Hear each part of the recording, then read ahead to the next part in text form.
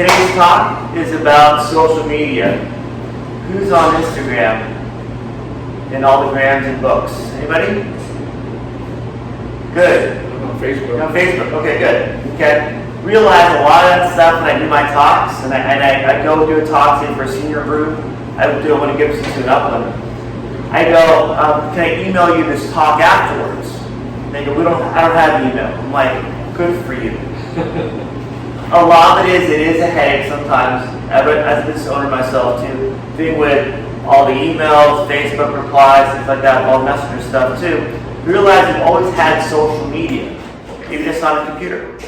Okay, a lot of it is we've had things in the past such as the phone, the TV, things like that I've had allowed to even theater, if you want to call it that too, that have taken away our attention from one-on-one relationships to more one with the computer, one with the TV, one with the phone.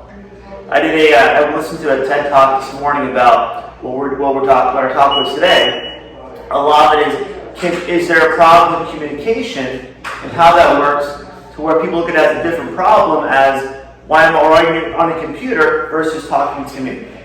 And same thing they'd ask, say, 30, 40 years ago, 50 years ago, why are you on the phone, letting the phone interrupt their conversation versus talking to me? Same thing with the TV. When people had to adjust their housing, actually how they build houses to accommodate for TV. So realize a lot of what we talk about with social media computers, maybe Facebook, Instagram, now TikTok, whatever it is, even YouTube or Google, has been around, but now we're adjusting our, if you want, concerns with a different platform, different media per se. The biggest thing with I listened to my talk this morning is social media is great for a resource. That's the benefit per se. How to communicate with people. How to get people to where they are, how they communicate back to you. Sometimes I'll get requests for information about my office, and it's in Spanish. Facebook does a great job. You push the translation button, it translates it for you.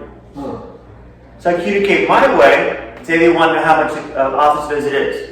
First I go, I don't know what that says, so I'll translate, and I'll see what it is. I'll respond back, and they'll respond back to me in their language, Spanish.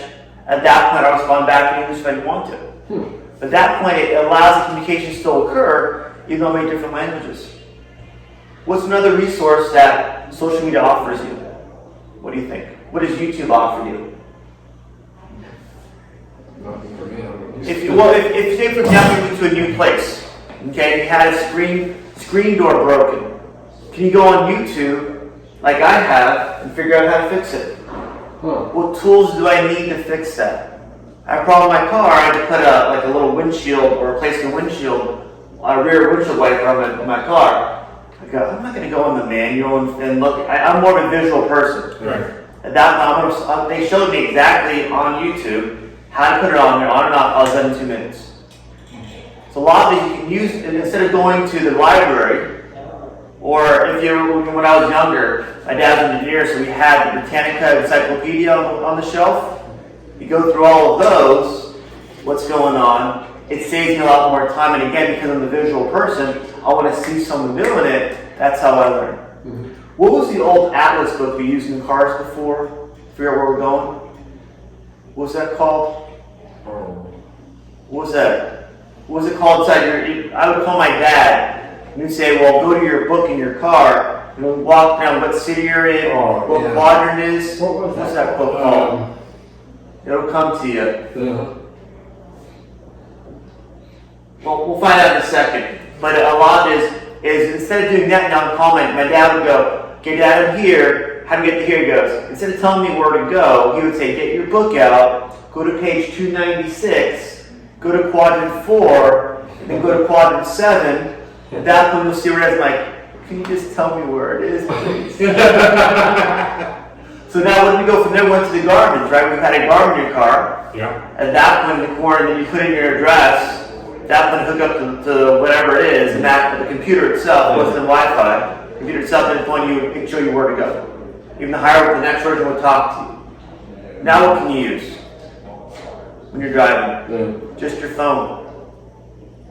How do I get here, Siri? Alexa, whoever it is, too.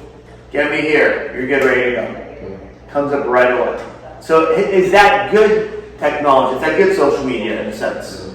I think so. Okay, as long as it's accurate. Was it the old MapQuest, I think, would take you in circles sometimes?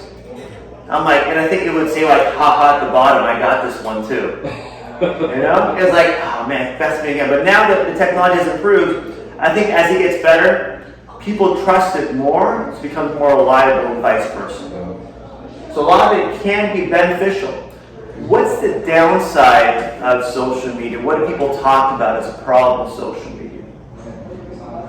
Or, yep, I know, off time a little bit. I told her, you better come down, he's here. A lot of it, most of my talk this morning is sometimes like anything on any forum, maybe social media, maybe a blog, maybe just in person too, or passing, is sometimes you call it bullying or the negative comments, things like that we put out there too.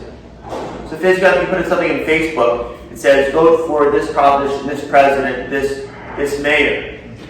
Put it out there, what happens is half your followers may like that person, half may not like that person. So then you start getting to this news feed of people that like them, people that don't like them, they start going why? And because it's one step away from me talking to you, that etiquette, that respect, sometimes people will lose that when they're on a forum or a blog or talking on a computer. To realize a lot of it is people don't have that etiquette or respect versus talking to someone else where they go, hey, like, I know you're a person.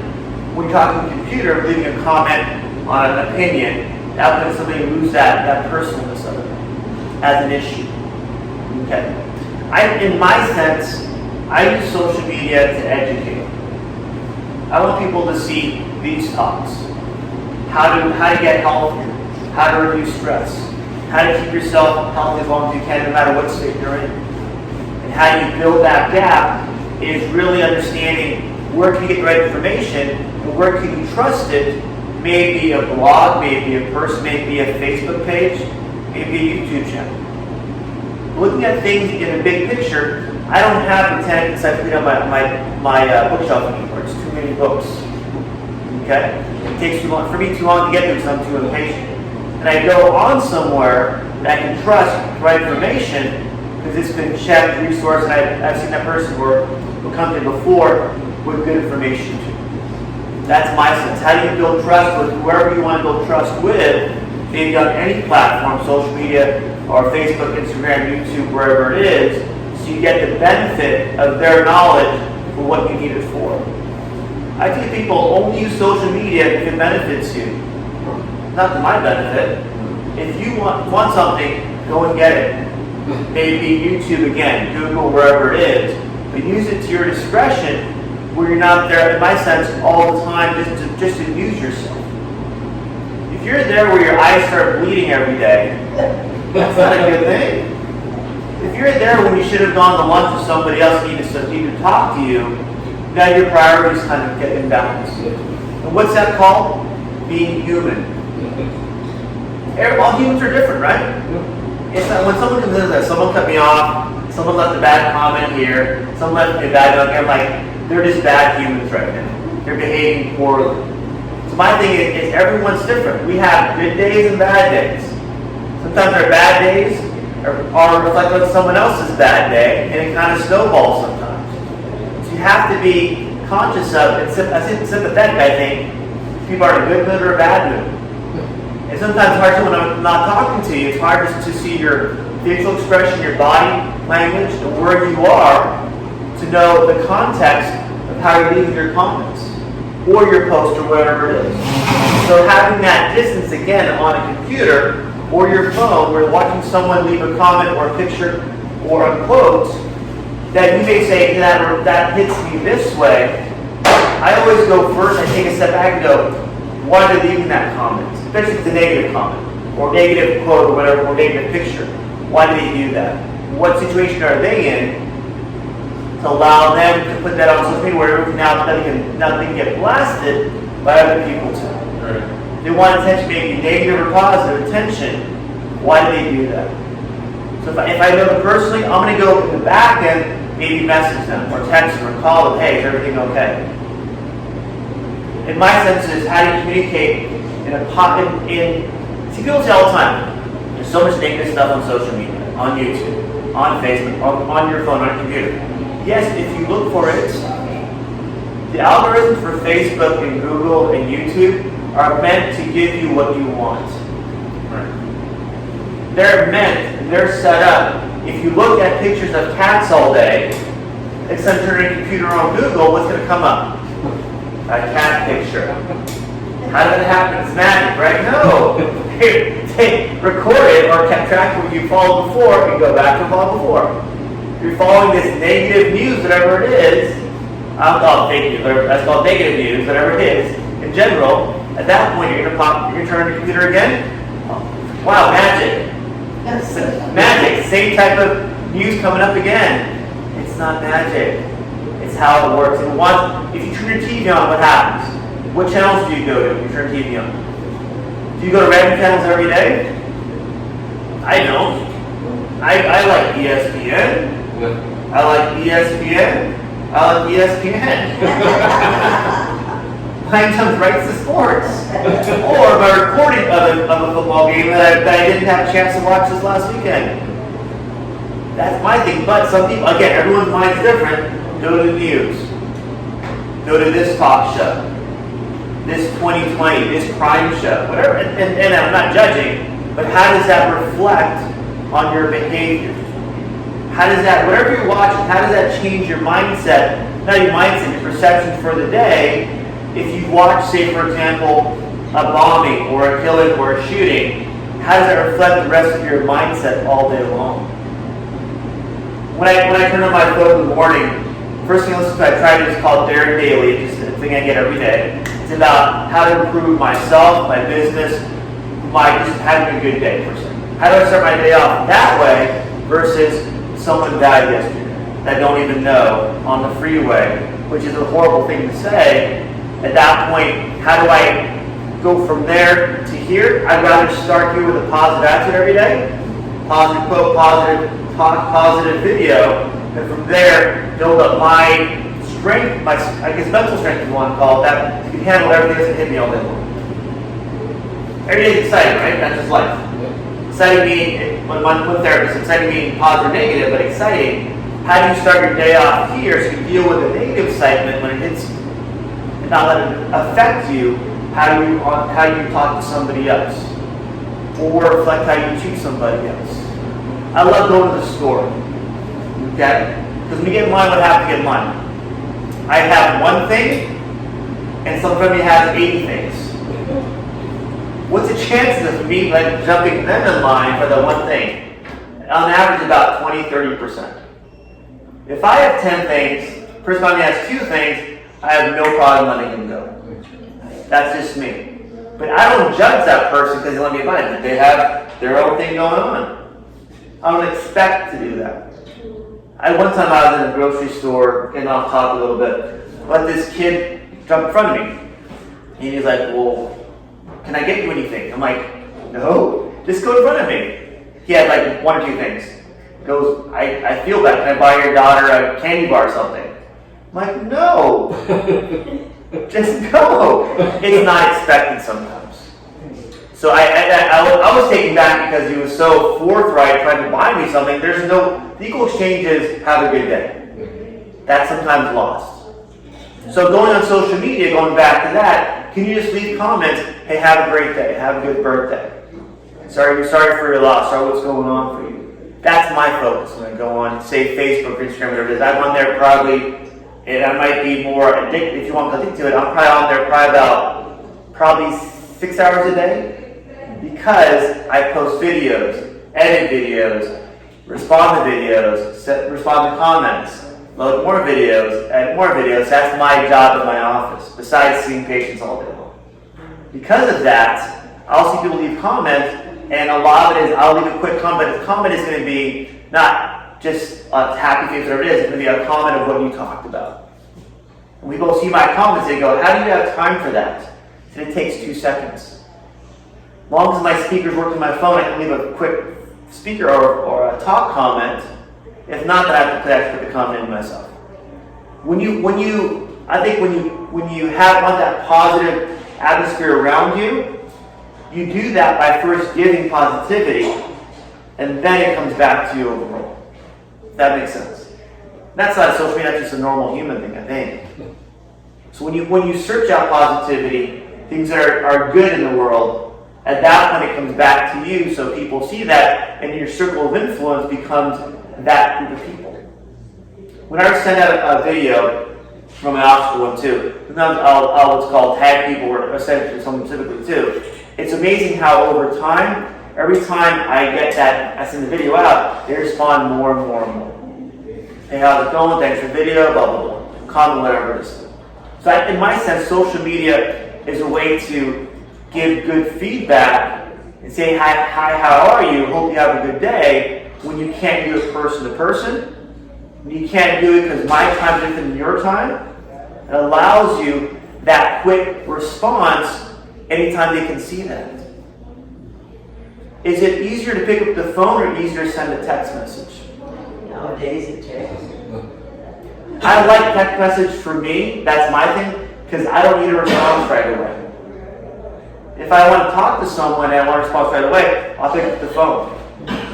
Depends, and sometimes the same thing is, pick up the phone and you call, don't pick up, then what happens? Oh, then you leave a message. Dang.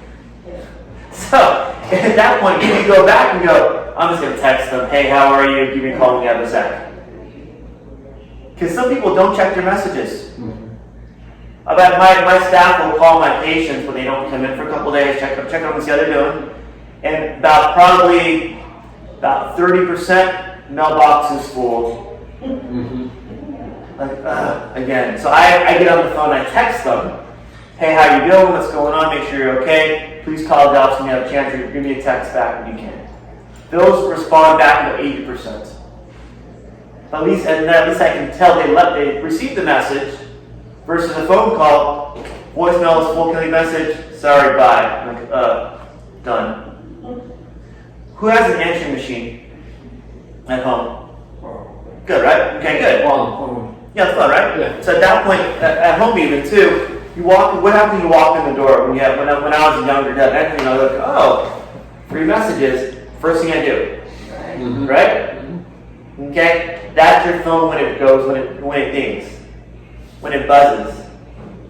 That notification on your answer machine is the same thing you get on your phone, it's different type of context. And it's amazing. I'm subtle about it, but I leave my phone on silent all the time where it just vibrates here and there. Some people, all day long, their phone is on high value and just dings all day. And they don't have hearing aids in, they can hear. I heard your phone down the hall. and they get me, I'm like, do you know everyone else hears your stuff too? Well, maybe they want people to know they're so Popular. I guess what's that word? They're so popular. Yeah, popular.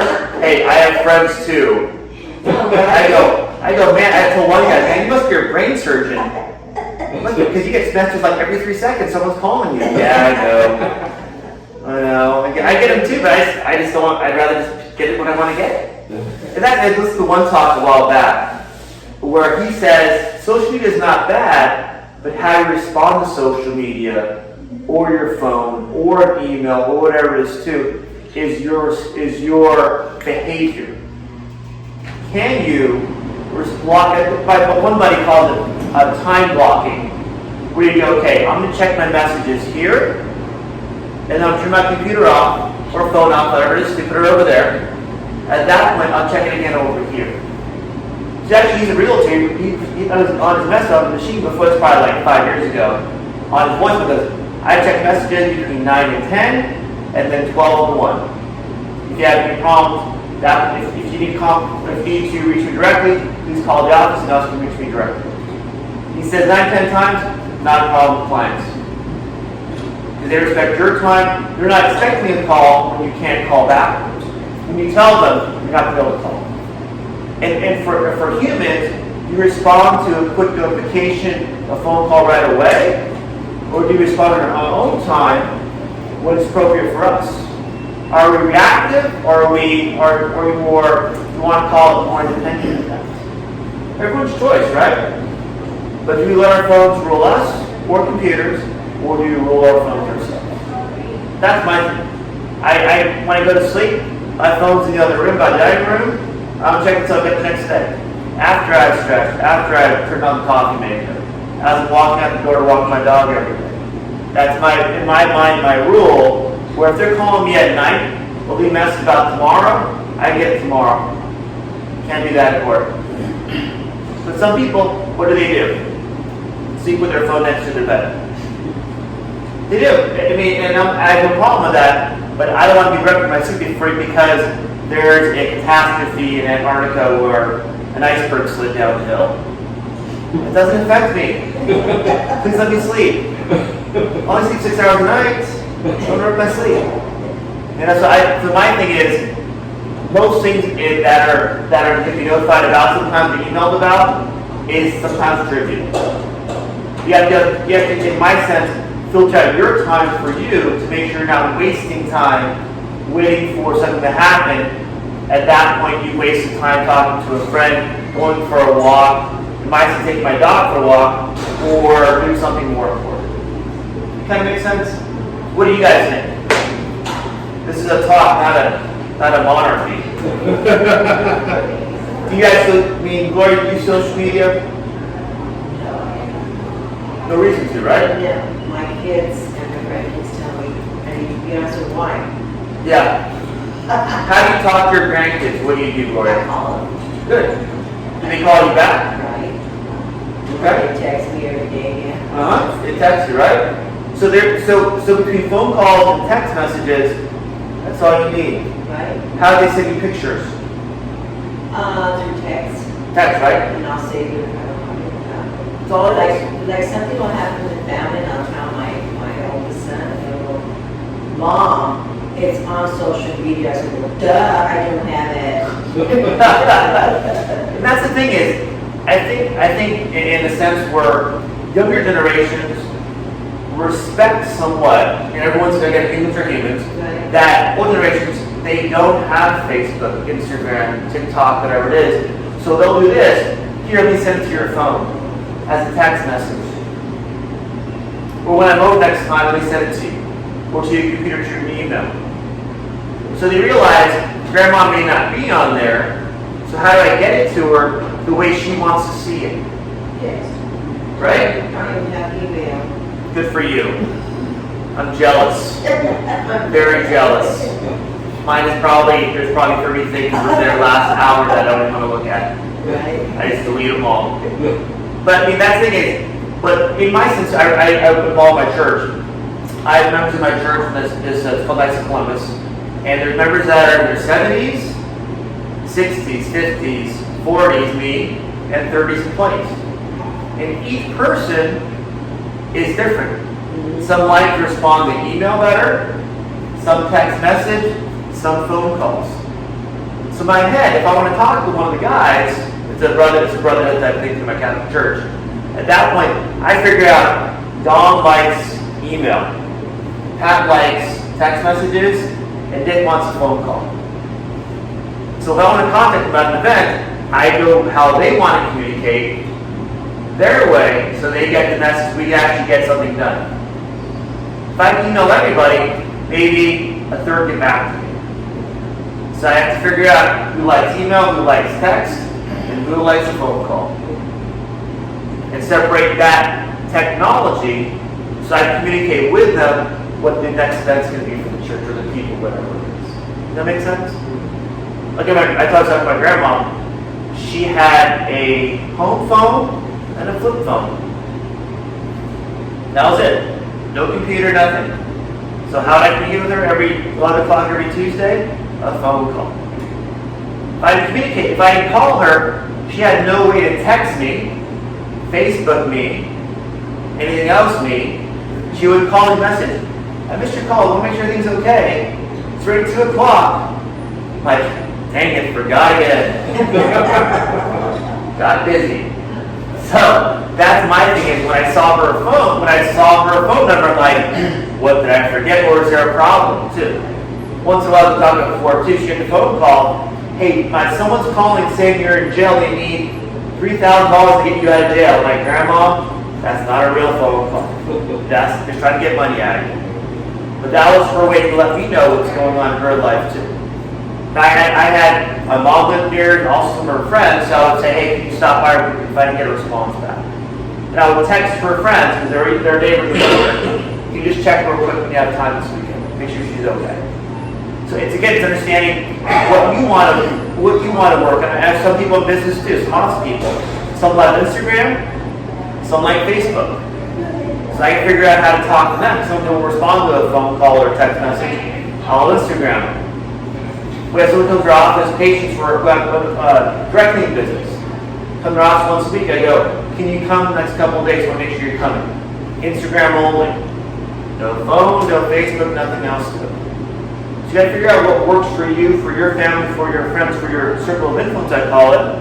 That allows you to communicate with them the way they want to communicate, or bring them onto your platform.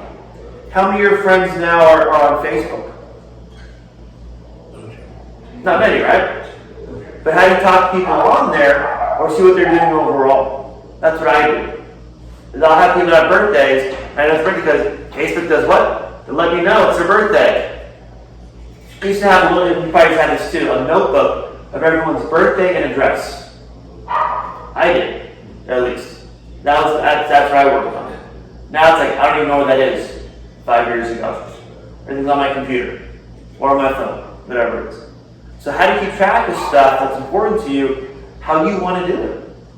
You know, my grandma, they started wanting to send her paperless bank statements.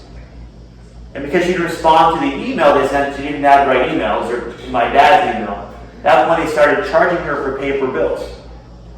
So she called, I think it's Julie at the bank, family from her was, get anything like, don't worry about it, we'll take care of it right now. Sometimes the bureaucracy of running a company doesn't respect how people want to get their information, their bank statements, or overall how they want to be talked. Make sense? I had one person who wasn't like, I guess more audio, more phone stuff. She was actually my other cleaners in Upland, and there was a language barrier where she spoke English, but I think it was, I want to say she was Taiwanese. Her language wasn't very good at all. When she was talking to her Spectrum about her internet, she wanted a very basic internet to talk to her grandkids, get some international channels, that was it for one, TV also. They sold this big package. She's like, I don't want that. But the way she responded on the automated thing, for the company, they would never pick up because of language barrier. What I did, I said, you know what? How can I help you? I said, why don't I pretend to be your son? Because I'm family at that point, and communicate with you through what you want to talk about with them. It took me about 30 minutes talking to the person on the phone, figure out what was going on. At that point, it was all taken care of. The one thing, the language barrier prevented her from saving 30, 40 bucks a month because they just couldn't communicate with her. Frustrating. Very frustrating. Especially if you don't do email. Or you don't do Facebook, Instagram too. They want to get it your way. Why not, as a company, figure out what they want as a person, at that point, work with them that way. That's my thing. Alright? Anything else? So go call your grandkids, or your kids, or your dog. But that's the thing. I think social media, as I was listening to the talk this morning, is a great resource to communicate, socialize in a right way, as humans should, and even find information that you need. You can't find anywhere else. Even sometimes what I'll do, instead of going to the directions of, say, where I wanted to go, I'll call the company or the business. Hey, I'm here. This is my location. What's the best way to get to your place? Because again, my sense is still, even though I'm 45, I want to hear someone's voice and tell me what they think versus what a computer's going to tell me or my phone's going to tell me. I still have that trust with people. Sorry. All right? You're lucky you call somewhere and you get an actual voice. That's the tough part too. And you know what? And I catch myself arguing with the damn computer. That's a psychological problem, Gloria. And I really never argue with this computer. It's amazing, right? Because they don't hear Yeah, you'll you. You never tell them win. against and say slowly. They're like, I'm sorry, I didn't get that.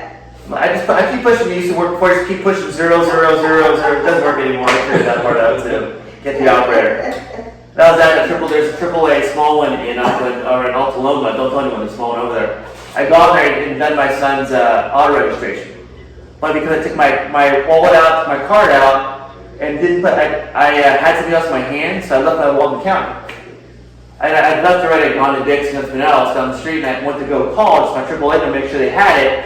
I had to call AAA's international main number, and I couldn't get connected to that store. Office, yeah. So I had to actually drive down there to see if they actually had it. Oh, Jesus. Why can't they give you, even when I went to search Google or Yelp, Google and Yelp, there was no local number for that UPS, or not UPS, the AAA store.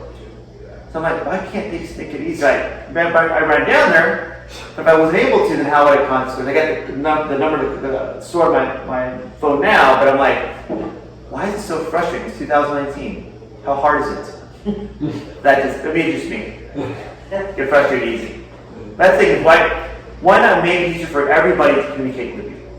So like some medical offices too. You have to call, you have to go online. You have to book online. Or spend 10 minutes on the phone trying to do something that takes 2 minutes. Because you call the number, my health insurance. You have to call, push the right number, get the right directory, get the right doctor, and then find out when they're available that you're available. You're like, I only have like 20 minutes. I was my whole day here. Even online, they book online. The online booking is only for the same, only a week out or 2 weeks out. So it's amazing. That's why talking to somebody, Gloria, or Ryan too, it allows me to see, can I really do something? Is that all I can do, or something else I can do? I try to not finagle, but like, can I get in this time? Is there any way I can get this? Is there any what's a good time for him that works with me? Versus spending all day on the computer. Okay, well, how does that work here? Getting 9 click, and my insurance goes. You put the request in, all of a sudden denied. I'm like, it's like I lost again. I'm a loser again. But again, I lost again. I'm like, oh god, just tell me when you're available. So it is frustrating and funny when somebody else like me, but something where how much time do we waste versus just a phone call away. Some companies are just online, and I go, that's sad. Because you lose that customer that wants to build trust by talking to somebody. Give them other options. Even someone in another country, at least give them an option. Hey, can I talk to somebody about my problem, my concern, my appointment, whatever it is? What's going on? Anything else entertaining you today? Nothing? All right, you'll see this on YouTube later. All right, and Facebook too. Have a good day, guys. Take it easy.